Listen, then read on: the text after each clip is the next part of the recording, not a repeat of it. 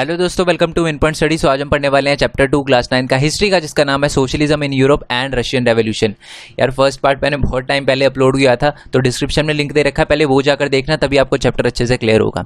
Okay यार, तो आज हम पढ़ने वाले हैं इसका पार्ट सेकंड। तो एक बार थोड़ा सा रिकैप करवा देता हूँ। ये देखो, लास्ट पार्ट में हमने पढ़ा था कि यूरोप के अंदर 3 टाइप के लोग रहते थे, 3 टाइप के ग्रुप थे, कंजर्वेटिव, लिबरल और रेडिकल।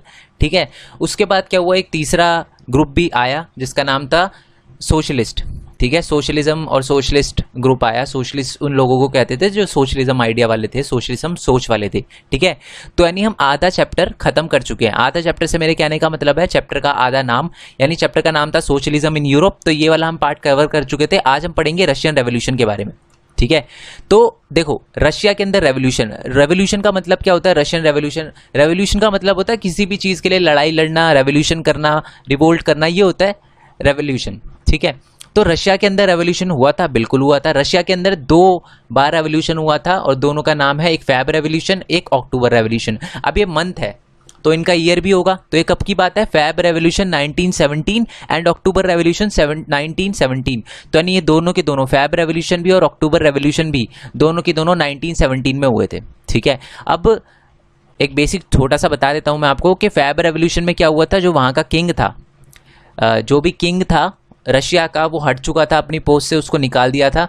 और अक्टूबर रेवोल्यूशन में क्या हुआ था, जो सोशलिस्ट लोग थे ना, उनकी गवर्नमेंट बनी थी। ये हमें क्लियर हो गया। अब हमें ये तो समझ आ गया कि रशियन रेवोल्यूशन, तो सबसे पहले माइंड में क्वेश्चन आता है कि यार वो जो किंग था उसका नाम क्या था जिसको हटाया था फैब रेवोल्यूशन में। ठीक है, और ये रशिया की बात होती है। रशिया के बारे में कौन से लोग रहते थे, रशिया का एरिया क्या है, कौन कौन सा एरिया है जो रशिया के अंदर आता है। ठीक है, और वहाँ की सोसाइटी कैसी थी, वहाँ पर लोग कैसे थे, पहले उसके बारे में जान लेते हैं। ठीक है, तो नेक्स्ट टॉपिक है आपका द रशियन एम्पायर इन 1914। 1914 की बात कर रहे हैं हम, यानी ये जो हमारा रेवोल्यूशन हुआ था, है ना, उसके 3 साल पहले की बात करते हैं हम। पहले जान लेते हैं ना कि ये रेवोल्यूशन हुआ क्यों था और ये क्या क्या स्ट्रक्चर था उस टाइम। तो अगर रशिया की बात करें ना, 1914 में tsar Nicholas second rule the Russian empire. उस टाइम जो ज़ार निकोलस सेकंड था ना, वो किंग था, आप कह सकते हो, रशियन एम्पायर का। The Russian empire including the territory around Moscow, current day Finland, Latvia, Lithuania, Estonia, part of Poland, Ukraine and Belarus etcetera. तो यानी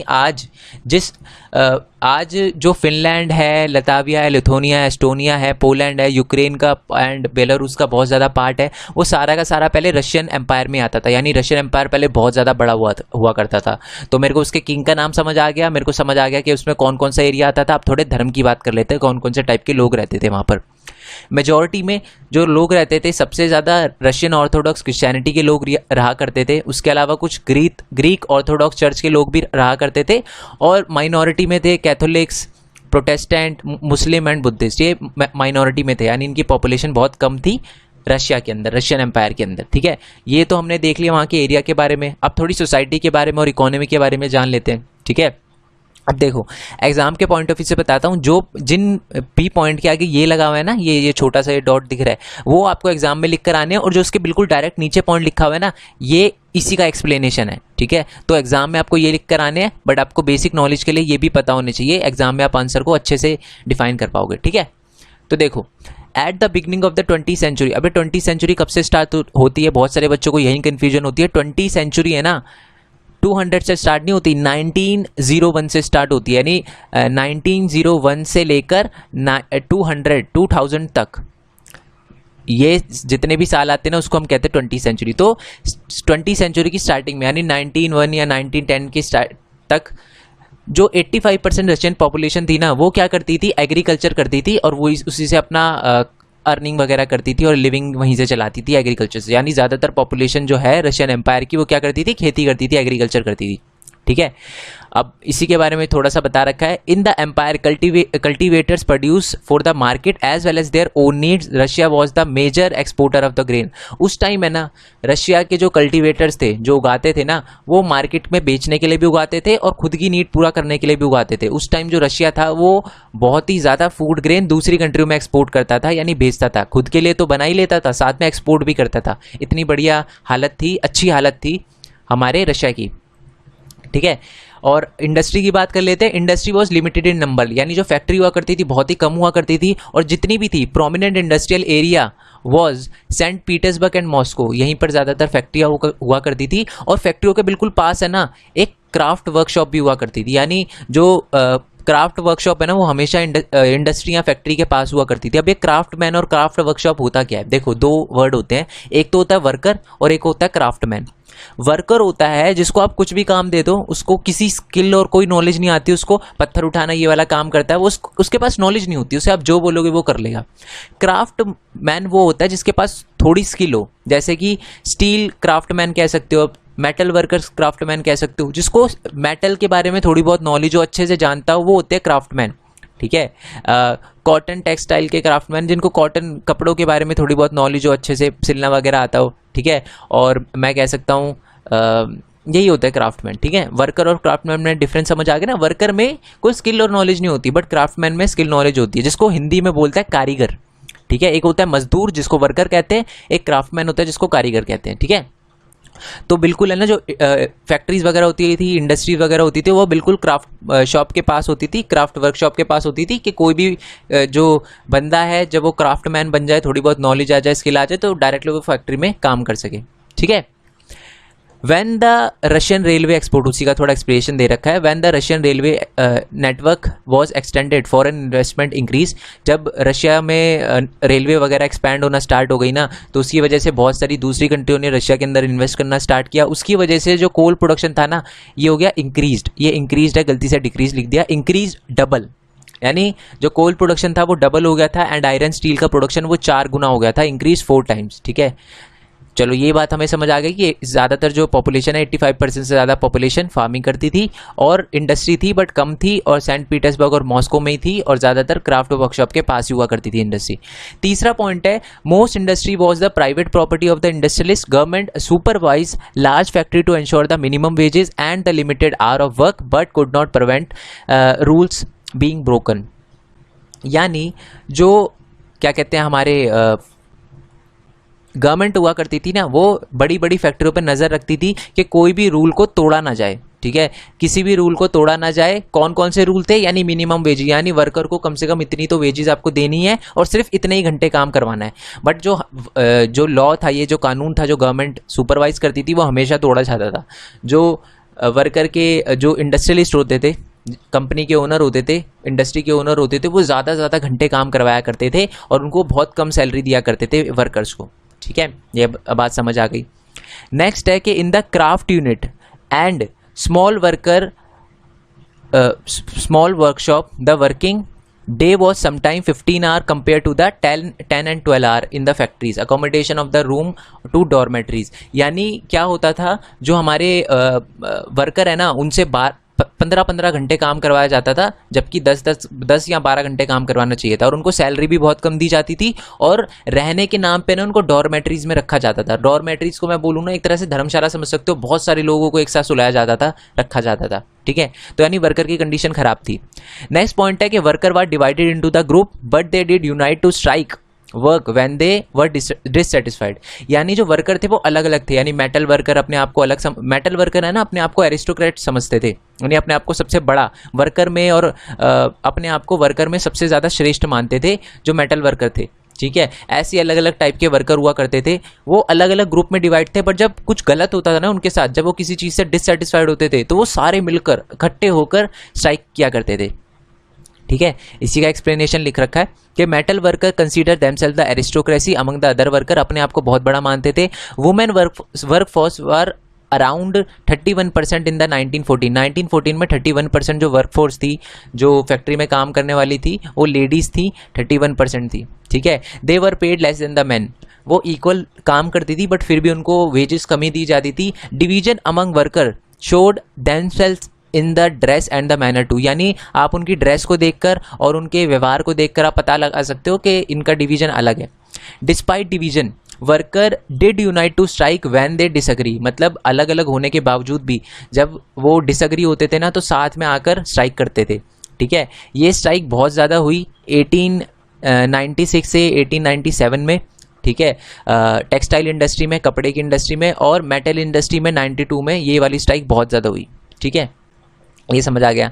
नेक्स्ट पॉइंट था कि peasant has no respect for the nobility unlike the French peasant.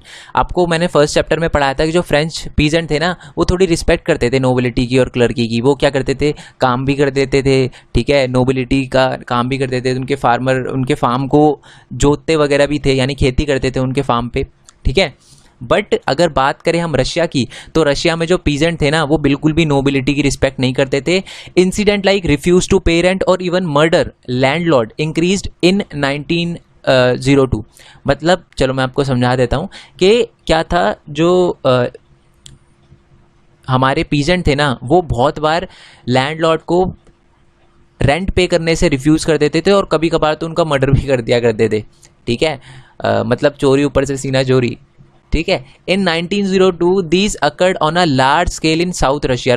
South Russia के अंदर ये बहुत सारी चीज़ें होने लगी, मर्डर वगैरह होने लगा। और 1905 में तो ये सारे के सारे इंसिडेंट पूरे रशिया में होने लगे, यानी बहुत लैंडलॉर्ड के साथ भी अच्छा नहीं हुआ करता था, ठीक है। Russian peasant were only peasant community which pool their land to their commune divided according to the need of the individual, ठीक है। ये सबसे ज़्यादा इंपॉर्टेंट पॉइंट है। रशिया के जो पीजेंट थे ना उनमें खासियत थी, वो उनको है ना बहुत सारा लैंड मिलता था, नोबल का लैंड मिलता था जिस पे उनको खेती करनी होती थी। अब पसंद नहीं है तो फिर भी खेती तो करनी पड़ेगी ना नोबल के लैंड पे। तो वो क्या करते थे, अपना लैंड एक कम्यून को दे देते। कम्यून एक बंदा होता था, उसको सारे के सारे लैंड दे दिया करते थे। अब कोई बंदा है ना, कोई फार्मर बोलता था, कोई पीजेंट बोलता था कि मेरे को है ना गेहूँ चाहिए या मेरे को वीट चाहिए, तो जो कम्यून होता था ना उसको ऐसा एरिया प्रोवाइड करता था जिसपे वीट अच्छी उगती है, ठीक है। और मान लो कोई बोलता है कि मेरे को वाटरमेलन का प्रोडक्शन करना है, तो उसको ऐसा एरिया दिया जाता था जिसको वाटरमेलन का प्रोडक्शन जिस पे अच्छा हो। तो यानी अकॉर्डिंग टू देयर नीड वो पीजेंट अपने आप में बदल लेते थे अपना लैंड। तो देखो कितनी अच्छी खासियत थी उनको। तो ये चीज़ उनको नेचुरल सोशलिस्ट बनाती थी, यानी सोसाइटी के बारे में वो पहले से ही सोचा करते थे, ठीक है। नेक्स्ट टॉपिक आपका यही है। मैंने ना थोड़ा सा पेज इधर उधर कर दिया है, बट डिस्क्रिप्शन में जीपी लिंक दे रखा है। अच्छा, आप एक टेलीग्राम चैनल भी ज्वाइन कर सकते हो नोट्स के लिए। तो आपको कैसे डाउनलोड करना है आपको पता चल जाएगा। अगर आपको नोट्स डाउनलोड करने में प्रॉब्लम आए तो 9210522318 मैसेज कर देना। Feel free to message any time on WhatsApp. Message करोगे मैं आपको बताऊंगा नोट्स कैसे डाउनलोड करने हैं, और फिर भी नहीं होते तो फिर हम देखेंगे क्या करना है क्या नहीं करना, ओके। एंड टेलीग्राम चैनल आप ज्वाइन कर सकते हो, वहाँ पर मैं बताता रहता हूँ मैं कौन कौन सा, मैं आपसे पूछता भी हूँ कि मैं नेक्स्ट चैप्टर कौन सा अपलोड करूँ, तो वो आप बता सकते हो मेरे को, ठीक है।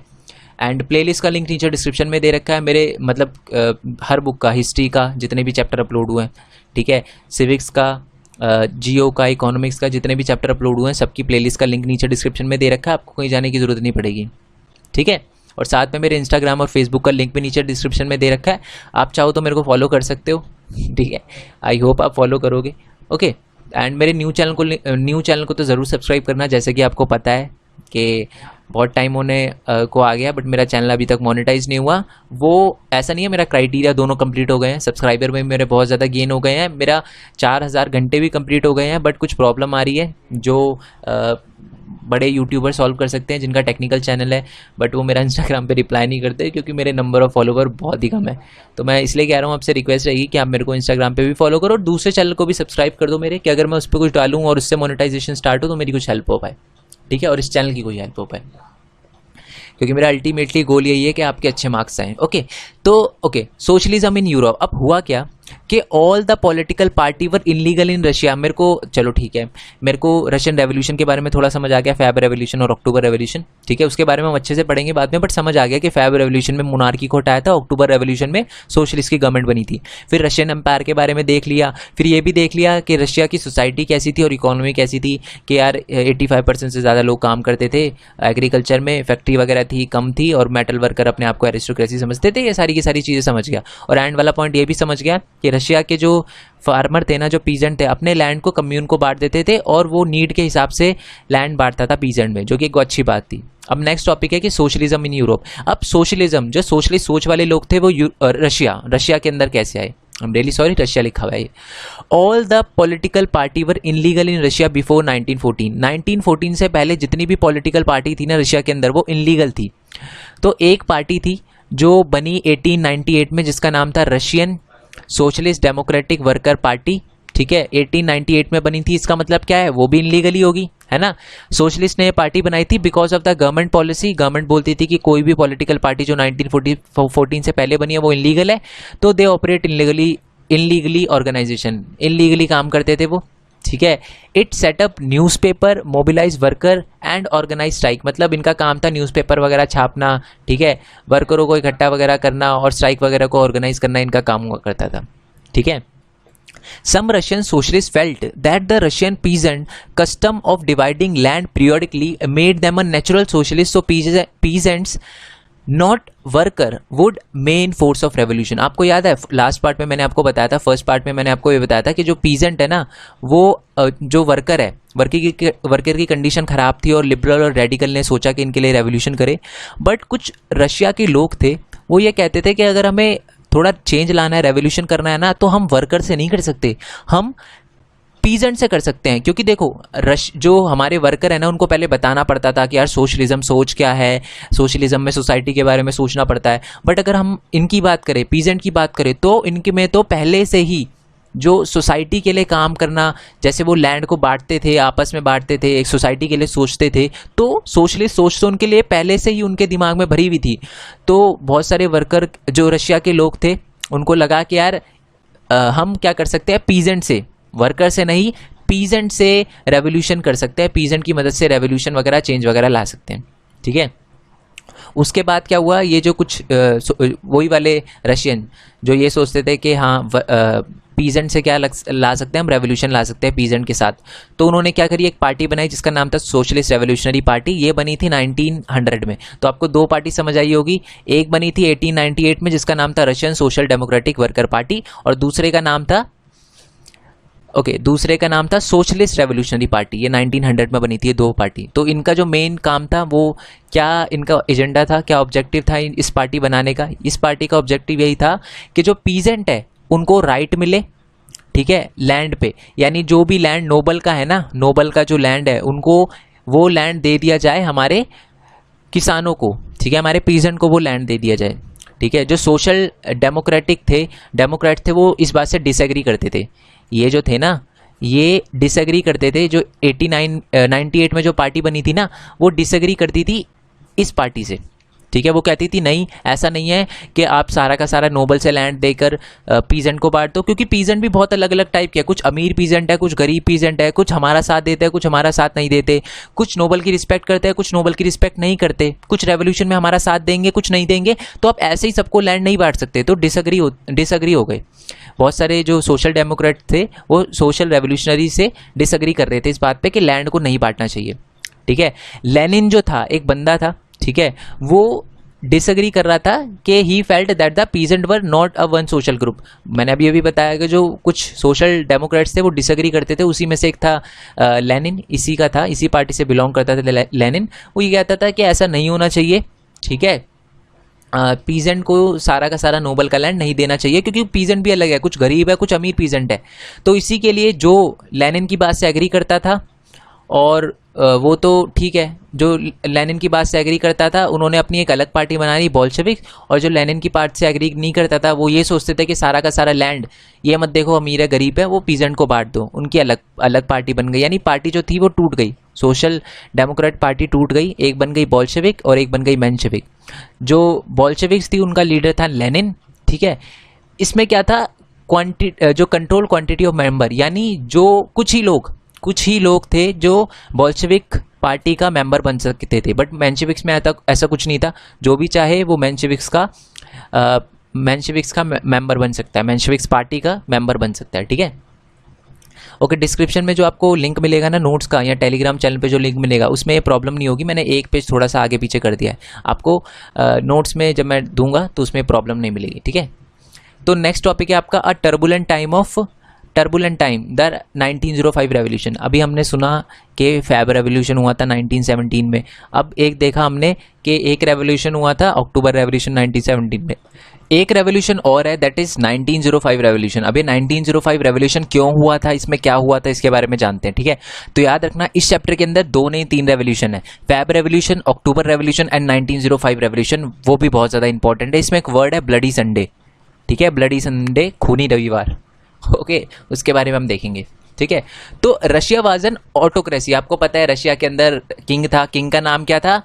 हाँ, किंग का नाम था, सुन रहा हूँ मैं, तेज बोलो थोड़ा। किंग का नाम था जार निकोलस सेकंड। ठीक है, the tsar was not subject to parliament. इसका मतलब है जो जार था ना वो नॉट सब्जेक्ट टू पार्लियामेंट था। इसका मतलब है कि जार ने कोई पार्लियामेंट नहीं बनाई थी, जो भी रूल बनाता था वो जार ही बनाता था, वो किंग ही बनाता था, जार निकोलस सेकंड ही बनाता था। अब हुआ क्या, अब ये 1905 है ना, 1905 में रेवोल्यूशन हुआ था, तो यार कुछ ना कुछ तो 1905 से पहले कुछ ना कुछ तो हुआ होगा जिसकी वजह से रेवोल्यूशन हुआ। तो ये बात है 1904 की, 1904 की बात है। अब हुआ क्या, prices of essential good rose so quickly that the real wages declined by 20%। जो प्राइजेस थे वो इतने हाई हो गए, ठीक है, कि जो वर्कर थे ना उनकी वेजेस पहले जितनी वो चीज़ खरीद पाते थे ना, अब 20% चीज़ें वो नहीं खरीद पाते, यानी ऑटोमेटिकली उनकी वेजेस कम पड़ने लग गई। ठीक है, और ऊपर से इतनी प्रॉब्लम आ रही थी, प्राइसेस बढ़ रहे थे, डिक्लाइन हो रही थी, तो एक पिटल ऑफ आयरन वर्क करके कंपनी थी, उसने अपने 4 बंदों को निकाल दिया, 4 वर्कर को निकाल दिया, डिसमिस कर दिया। There was a call for a industrial action. अब इसके चक्कर में क्या हुआ, over 1,10,000 worker in the Saint Petersburg went on a strike demanding a reduction of the working hour and increase wages. और इसके चक्कर में क्या हुआ, 4 बंदों को निकाल दिया ना, तो मैंने आपको बताया था कि सारे के सारे वर्कर यूनाइट थे, तो 1,10,000 से ज़्यादा वर्कर इकट्ठा हुए सेंट पीटर्सबर्ग में और स्ट्राइक करी उन्होंने। और उन्होंने बोला कि सबसे पहले तो आप हमारी वेजेस बढ़ाओ और साथ में जो वर्किंग आवर है ना, जो हमारे से 15-15 घंटे काम करवाते हो, उसको भी कम करो। ठीक है, when the possession of the worker led by father Capone, एक बंदे का नाम था फादर कैपोन, जब वो मार्च करते हुए विंटर पैलेस पर गए, ठीक है, it was attacked by the police and cos x. ये भी पुलिस ही होती है एक तरह की। ठीक है, उस टाइम जो पुलिस हुआ करती थी उसको कॉसेक्स बोले करते थे, घोड़े पे आते थे। ठीक है, तो जब ये जो फादर गैपोन का जो पोसेशन है, जो मार्च निकाल रहे थे, जब वो विंटर पैलेस पे पहुंचा ना जहाँ पर जार रहता था, तो जार ने बोला भैया ये मेरे पैलेस के सामने क्या शोर मचा रहे हो। उसने अपनी कॉसेक्स और पुलिस को भेजा और कहा जो दिखे उसकी गुद्दी नाप दो, उसको बस यहाँ से भगा दो। पुलिस वालों ने सेम ही किया, कॉसेक्स और पुलिस वालों ने सेम ही किया। Over 100 workers were killed and the 300 bounded. मतलब 100 वर्कर को तो मार दिया गया और 300 से ज़्यादा वर्कर को घायल कर दिया गया। और इसी इंसिडेंट को बोला गया ब्लडी संडे। ठीक है, समझ आ गया ना ब्लडी संडे क्यों हुआ था, क्योंकि 1905 में बहुत ज़्यादा प्राइसेस बढ़ गए थे, रियल वेजेस कम हो गई थी, 4 बंदों को निकाल दिया गया था आयरन पिटल ऑफ आयरन वर्क्स से। ठीक है, और उसके वजह से वो स्ट्राइक पे आ गए थे, विंटर पैलेस के सामने आए। किंग ने ऑर्डर दिया कि भैया सबको मार दो, भगा दो। 100 बंदों को मार दिया गया, 300 को इंजर्ड कर दिया गया और इसी को ब्लडी संडे बोला गया। ठीक है, अब क्या हुआ, started a series of event that become known as 1905 revolution. उसके बाद जो हुआ ना उसी को 1905 रेवोल्यूशन क्यों कहा गया, 1905 रेवोल्यूशन कहा गया। अब हुआ क्या, जो किंग था, जार था, उसको लगा कि अब मैंने तो बाहर दिया, गुद्दी वुद्दी नाप दी, 100 बंदों को मार दिया, 300 को घायल कर दिया, अब कोई नहीं आएगा। ठीक है, बट उल्टा हुआ। Strike took place all over the country and university close down when the student bodies stage walkout complaining about the lack of the civil liberties.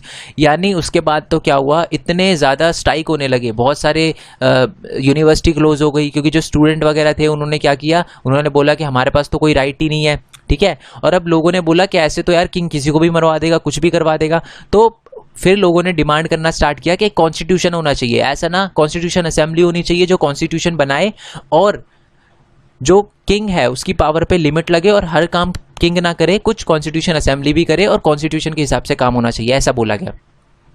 अब जो जार था उसके पास और कोई रास्ता ही नहीं था, उसको बात माननी पड़ी and the tsar allowed to creation of an elected consultative parliament और अ डूमा। उसने एक कंसल्टेटिव पार्लियामेंट और डूमा बनाई।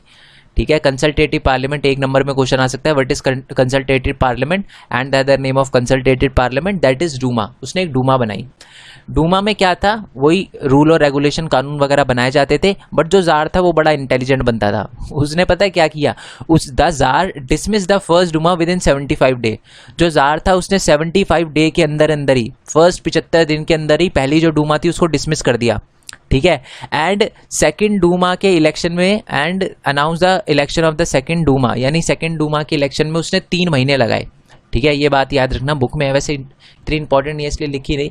तो सेकंड डूमा के इलेक्शन में उसने 3 महीने लगाए, तो मतलब अपनी चला रहा था अभी भी वो।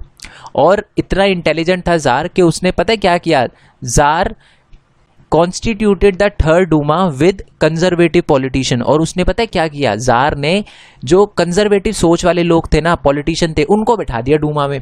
अब याद है ना कंजर्वेटिव कौन थे, नो चेंज और स्लो चेंज, जो ये बोलते थे कि हमें कोई चेंज नहीं चाहिए और चेंज आए भी तो स्लो चेंज आए।